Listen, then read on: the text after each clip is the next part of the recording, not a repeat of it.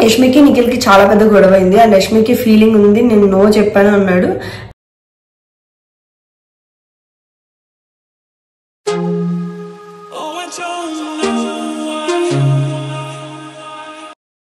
Channel Sanas hash tag. So ఈ రోజు అయితే డే 78 అండ్ ఎపిసోడ్ 79 అనమాట. ఇంకా లేట్ చేయకుండా మన వీడియోలోకి అయితే వెళ్ళిపోదాం. సో ఈ రోజు అయితే చాలా డిఫరెంట్ గా ఉండబోతుంది నామినేషన్స్. నేను ఆల్రెడీ చెప్పినట్టే ఓల్డ్ కంటెస్టెంట్స్ వచ్చి నామినేట్ చేస్తారు.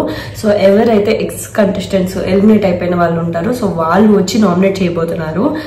సో ఫస్ట్ అయితే సోనియా నామినేట్ చేసింది ప్రేరణని. నిఖిల్ దోశ విషయంలో దోశ ఏమంటే ఈరోజు ఇది టిఫిన్ కాదు, సో ఇండివిజువల్ కుకింగ్ లేదు అని చెప్పేసి అన్నదనమాట. అండ్ పృథ్వీ విషయంలో వచ్చేసి కిల్లర్ గర్ల్స్ గా ప్రేరణ చేసినప్పుడు ఆ పృథ్వీని నామినేట్ చేయడం కరెక్ట్ కాదు అని చెప్పేసి ఇట్లా చాలా పాయింట్స్ పెట్టిందనమాట. కావాలని గొడవ పెట్టుకోవాలి అని చెప్పేసి అన్నట్టుగా పెట్టింది. మధ్యలో ప్రేరణ అక్క అని చెప్పేసి స్లిప్ అయింది. దాని గురించి నువ్వు నాకు సారీ డిజర్వ్ ఉన్నాను, సారీ చెప్పాలి అని చెప్పేసి పెద్ద గొడవ పెట్టుకుంది. నాకేమనిపించింది అంటే కొన్ని పాయింట్స్ లో సోనియా చెప్పినంత వరకు కరెక్టే, బట్ ఇప్పుడు నిఖిల్ దోశ అట్లాంటి విషయంలో నాకు అనిపించింది పాపం ఓకే నాకు, ఎందుకంటే నేను లాస్ట్ వీడియోలో అప్పుడు వీడియోలో కూడా చెప్పాను ఒక్క దోశ కదా వేసి ఇచ్చేసి ఉంటే అయిపోయేది అని చెప్పేసి అనిపించింది. బట్ నాకు ఇంకో విధంగా ఏమనిపించింది అంటే ఇప్పుడు ఒకరికి వేయడం స్టార్ట్ చేస్తే ఇంకొకరు కూడా అడగడం స్టార్ట్ చేస్తారు కదా, మేబీ ఆ పర్స్పెక్టివ్ లో తను వేయలేదేమో. సో అందుకని నాకు అట్లా కూడా అనిపించింది. మనం టూ సైడెడ్ గా చూడాలి కాబట్టి. అండ్ ఓకే ఆ దోశ విషయం తీసేద్దాము. సో పృథ్వీని నామినేట్ చేసింది కదా, అది కూడా నాకు వ్యాలిడే అనిపించింది.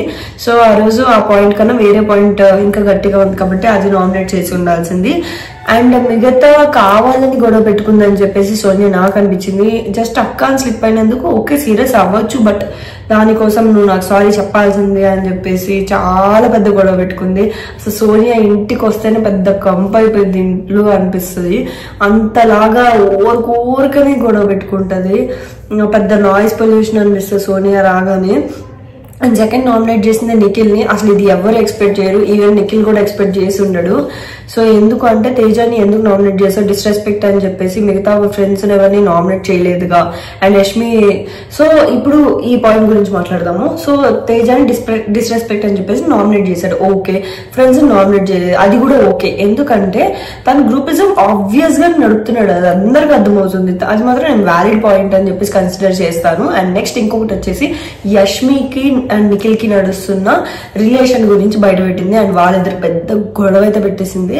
సో ఏమనంటే యష్మిని నీ మీద ఫీలింగ్స్ పెట్టుకున్నప్పుడు నువ్వు అట్లీస్ట్ చెప్పాల్సింది కదా, నాకు బయట రిలేషన్ ఉంది, సో నాకు ఇదంతా వద్దు అని నో అనేసి చెప్పాల్సింది అని చెప్పేసి తను నార్మల్ గా నో చెప్పేవాడు, మళ్ళీ కలిసిపోయేవాడు. అప్పుడు యష్మి అయినా ఏమనుకుంటుంది, ఇంకా హోప్స్ ఉన్నాయని చెప్పేసి ఫీలింగ్స్ పెంచుకుంటుంది. రోహిణి దగ్గర ఒక రోజు టేబుల్ దగ్గర అన్నాడు అనమాట, ఏమని తనకి ఫీలింగ్స్ ఉన్నాయి కానీ నాకు లేవు, నేను నో చెప్పాను అన్నట్టుగా అన్నాడు.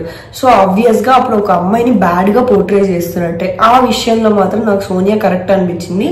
సోనియా యష్మికి సపోర్టెడ్ గానే మాట్లాడింది అనిపించింది, ఎందుకంటే తనకి ఇంకా ఎఫెక్ట్ అవ్వకుండా గేమ్ ఇలా ఈ విధంగా బయట పెట్టింది అనిపించింది. సో నేనైతే ఇది వ్యాలిడ్ రీజన్స్ అనుకుంటున్నాను నిఖిల్ని నామినేట్ చేయడానికి. అండ్ నెక్స్ట్ యష్మికి నిఖిల్కి చాలా పెద్ద గొడవ అయింది అండ్ యష్మికి ఫీలింగ్ ఉంది, నేను నో చెప్పాను అన్నాడు అంట రోహిణితో. సో బేబక్క నామినేట్ చేసింది పృథ్వీని. ఫ్యాట్ అని తనని నామినేట్ చేశాడంట స్టార్టింగ్ ఫస్ట్ వీక్ లో. సో దాని వల్ల తను బయటకు వెళ్ళిపోవడం అనేది జరిగింది, ఓన్లీ పృథ్వీ నామినేషన్ వల్ల. సో అది మైండ్ లో పెట్టుకొని వచ్చి నామినేట్ చేయడం అనేది కరెక్ట్ కాదు. ఫ్యాట్ అనేది తప్పే, బట్ ఇంకేదైనా వేరే రీజన్స్ చెప్పుంటే బాగుండేది అనిపించింది. అండ్ నెక్స్ట్ తర్వాత నామినేట్ చేసింది నిఖిల్ ని. ఎందుకు అంటే తను అండ్ నైనిక అండ్ యష్మి వీళ్ళు ముగ్గురు చీఫ్స్ గా ఉన్నప్పుడు ఒక్కొక్కళ్ళు వచ్చి వాళ్ళ పాయింట్ చెప్తున్నప్పుడు సో ఈవిడ పాయింట్ కన్సిడర్ చేశారు. సో ఈవిడ్ని నామినేషన్స్ లోకి తీశారనమాట బేబక్కని. సో బేబక్కని నామినేట్ చేయడం అంటూ జరిగింది అప్పుడు.